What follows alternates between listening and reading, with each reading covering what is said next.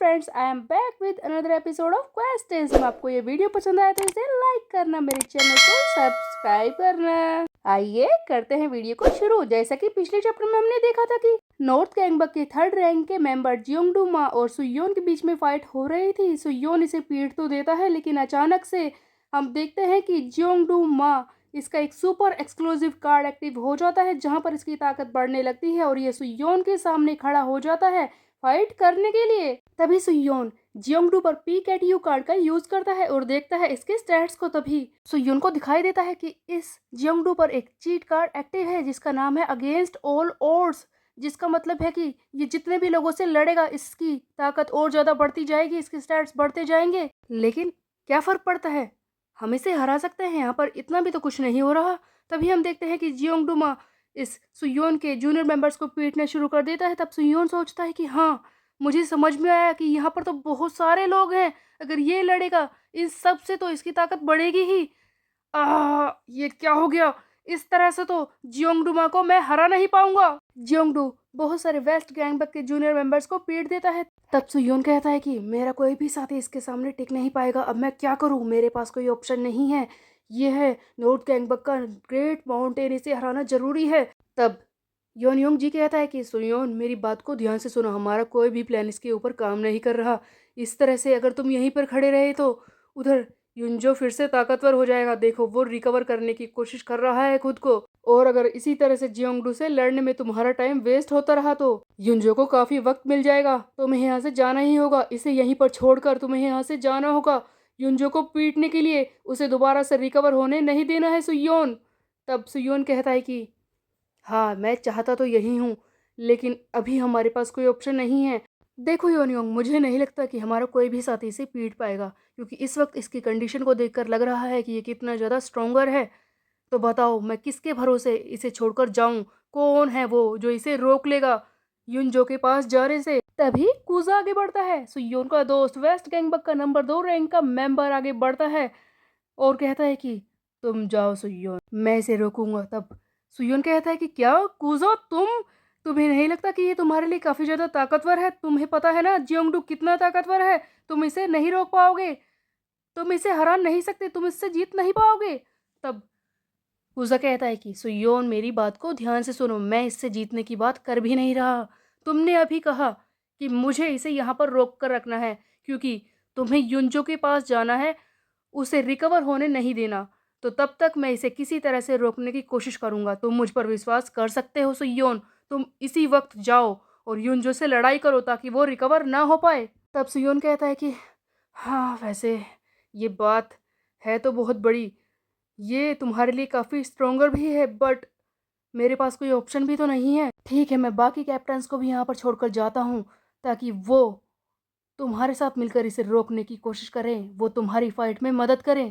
तब हम देखते हैं कि सुयोन 2 टीमें बनाता है। पहली टीम में होते हैं ताएहो, सियोनवू एंड सिक्योंगर्यू, जो कि यहाँ पर कूजा के साथ रुकेंगे और जियोंगडूमा को रोकने की कोशिश करेंगे। और दूसरी टीम में होते हैं सुयोन, युग्यमना, हारुसियोंग एंड जेहान। इसी के साथ सियोक भी सुयोन के साथ जाएंगे युंजो को पीटने के लिए। हम देखते हैं कि दोनों टीमें बन चुकी है। तब जियोंगडू कहता है कि मैं तुम्हें इतनी आसानी से जाने नहीं दूंगा सुयोन।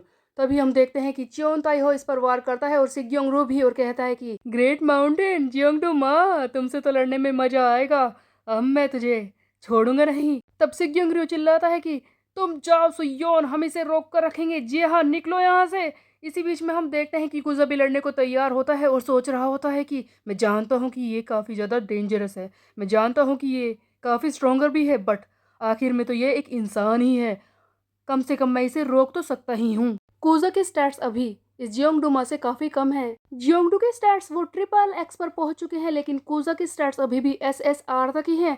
क्या कूजा इससे लड़ पाएगा? हम देखते हैं कि कूजा इससे लड़ने की कोशिश करता है। तभी जियोंगडू इसके सामने आता है और इसे जोरदार हिट मारता है। तब कूजा कहता है कि क्या ये सच है? ये बहुत ही सरप्राइज करने वाला है, लेकिन ऐसा कैसे हो सकता है? एक हिट, बस एक ही हिट में मेरी हालत खराब हो गई। मैंने तो ऐसा सोचा भी नहीं था। क्या मैं ये फाइट नहीं कर सकता? उधर जियोंगडू कुजो को मारने के बाद कहता है कि तुम क्या सचमुच वेस्ट गैंगबक के नंबर 2 हो? हाँ, तुम तो मुझसे लड़ने लायक भी नहीं। ये फिर से कूजो को मारने की कोशिश करता है। तभी बीच में आकर ताए हो एंड सियोन वू आकर इसे मारते हैं और जियोंग डूमा से लड़ाई करने शुरू कर देते हैं। सिगयोंग भी अपनी कोशिश कर रहा होता है।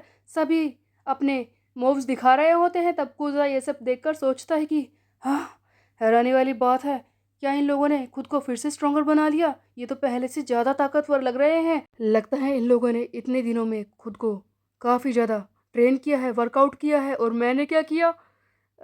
मैं तो बस डेट्स पर गया हूँ। कितना एम्बैरेसिंग है। गाइस, कूजा ने इतने दिनों में कोई ट्रेनिंग नहीं की। ये बस जियोन ली के साथ डेट पर जा रहा था, अपना टाइम एंजॉय कर रहा था। तब कूजा आगे कहता है कि ये कितना शर्मिंदा करने वाला है, मुझे माफ़ कर दो गाइस। क्या हम इस मॉन्स्टर के सामने लड़ सकते हैं?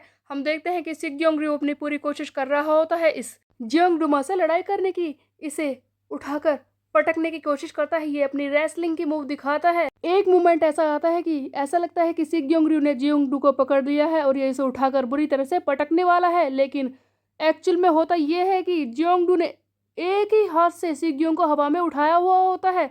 तब जियोंगडू कहता है कि तू चिंता मत कर, वो मैं हूँ जो तेरे साथ ऐसा करेगा। और ये इसे उठाकर बहुत ही दूर फेंक देता है। कूजा सोच रहा होता है कि ये गाय बिल्कुल मॉन्स्टर है, क्या हम इसके खिलाफ लड़ाई कर सकते हैं, इसे रोक भी सकते हैं? हम देखते हैं कि जियोंगडू पूरी तरह से सभी को पीट देता है। इसने सुयोन के बाकी साथी वेस्ट गैंगबक के मेंबर्स को पीटना शुरू कर दिया है। उसके कैप्टन, उसके अपर रैंक के मेंबर्स को भी पीट दिया है। तब जियोंगडू आगे कहता है कि वैसे इस फाइट में मुझे ज़्यादा मज़ा नहीं आ रहा था।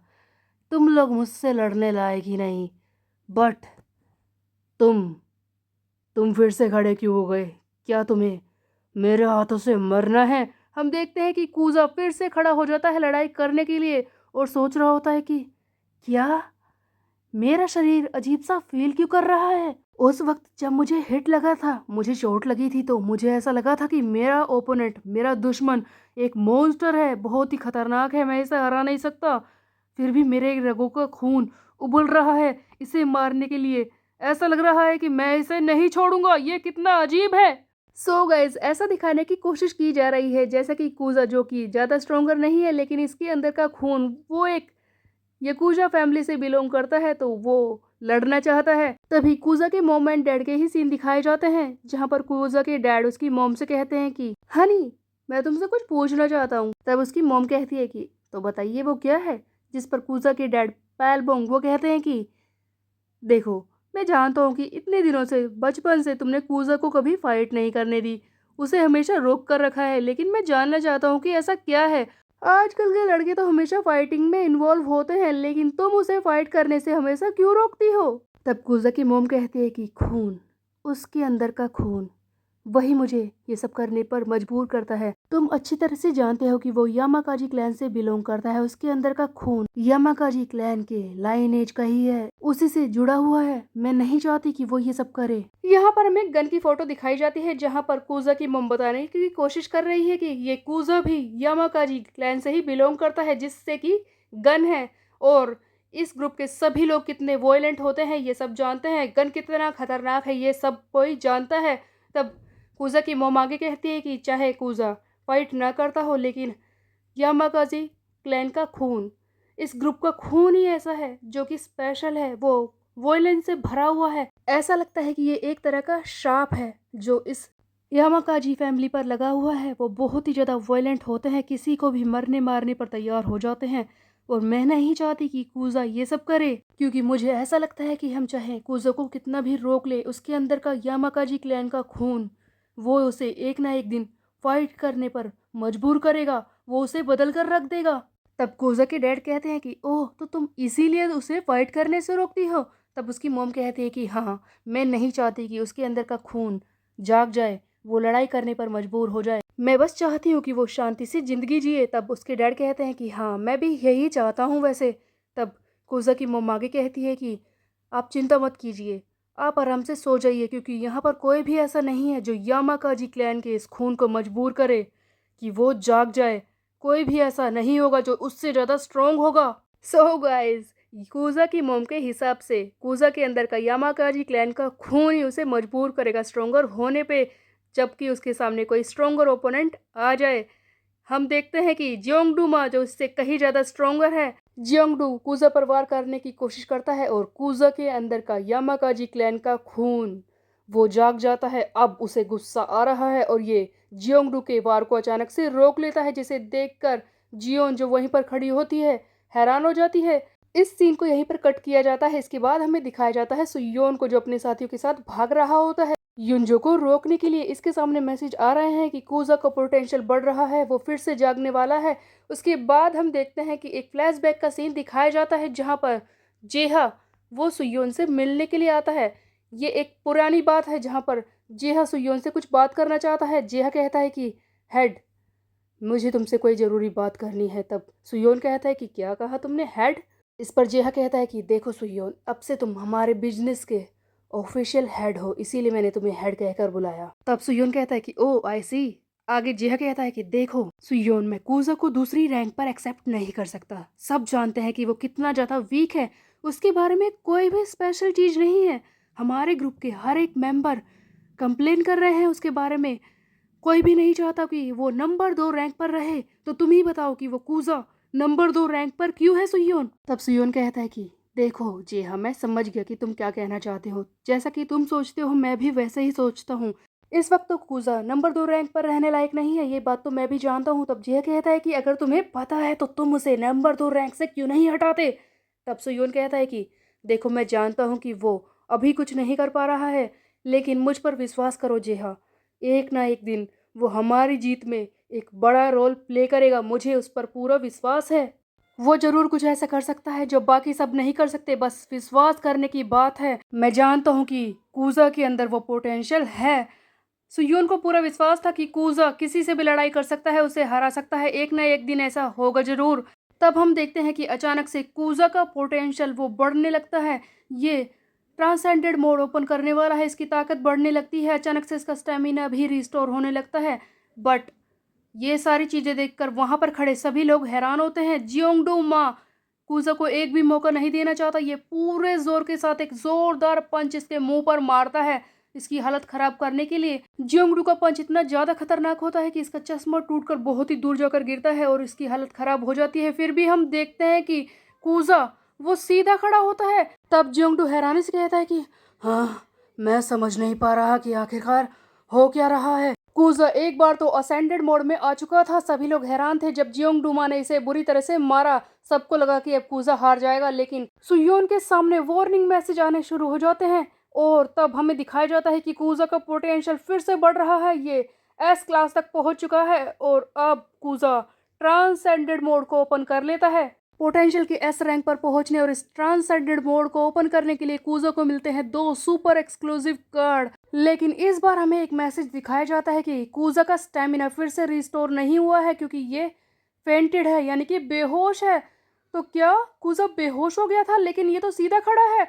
आखिरकार कूजा के साथ क्या हुआ था? तब हमें कूजा के कुछ कार्ड्स दिखाए जाते हैं। पहला है यामाकाजी, जिसके अंदर गन से रिलेटेड खून बह रहा है। दूसरा कार्ड होता है अल्टीमेट बैटल मूव और इसकी मूव है मस्ट किल, यानी कि मारना जरूर है। इसके अलावा एक और कार्ड जिस पे लिखा है 2 डियाब्लो, यानी कि ये कूजा 2 है। सो गाइज, पहले कार्ड के हिसाब से इसके अंदर उसी इंसान का खून बह रहा है जो कि यामाकाजी क्लैन से बिलोंग करता है, यानी कि गन। उसके अलावा दूसरा कार्ड, जैसा कि गन बहुत ही ज़्यादा वायलेंट है, अपने ओपोनेंट को मार कर ही रहता है, उसी तरह से कूजा को भी पावर मिलती है। तीसरा कार्ड है द सेकंड एल डियाब्लो। और इन सब कार्ड्स को दिखाए जाने के बाद हमें दिखाया जाता है एक सुपर एक्सक्लूसिव कार्ड जिसका नाम है अल्ट्रा इंस्टिंक्ट। सो गाइस, कूजा को गन की तरह ही अल्ट्रा इंस्टिंक्ट मोड में आने की पावर मिल चुकी है। वैसे देखा गया है लुकिज्म की गन तो अपने आप ही अल्ट्रा इंस्टिंक्ट मोड में आ जाता है, यानी कि वो हमेशा इसी गुस्से में रहता है। बट कूजा को यहाँ पर एक कार्ड मिला है जिसके हिसाब से वो अल्ट्रा इंस्टिंक्ट मोड में आ चुका है, क्योंकि इस जियोंगडूमा के एक वार से वो बेहोश हो गया था और बेहोश होने के बाद भी वो सीधा खड़ा है। इसका मतलब वो अब अल्ट्रा इंस्टिंक्ट मोड को ओपन कर चुका है। कूजा अब बेहोशी की हालत में लड़ने वाला है, जहां पर उसकी ताकत का अंदाजा नहीं होगा। And guys, ultra instinct mode को ओपन करने के बाद हमें दिखता है एक खतरनाक कूजा जिसकी आंखें चमक रही हैं, जो बहुत ही ज़्यादा खतरनाक सा लग रहा है।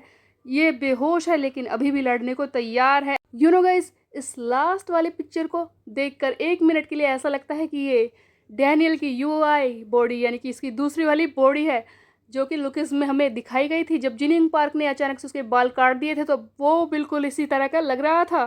खैर जो भी हो, अल्ट्रा इंस्टिंक्ट मोड में तो ये आ चुका है। ऑफ कोर्स ये गन तो नहीं बन सकता, बट अब देखते हैं कि कोजा कितना ज़्यादा ताकतवर हो गया है और किस तरह से जियोंग डूमा की धुलाई करेगा, ये हम देखेंगे नेक्स्ट चैप्टर में। तब तक के लिए मेरे चैनल को सब्सक्राइब कर ले, बेल के आइकन को कर दे प्रेस। मिलते हैं, बाय बाय।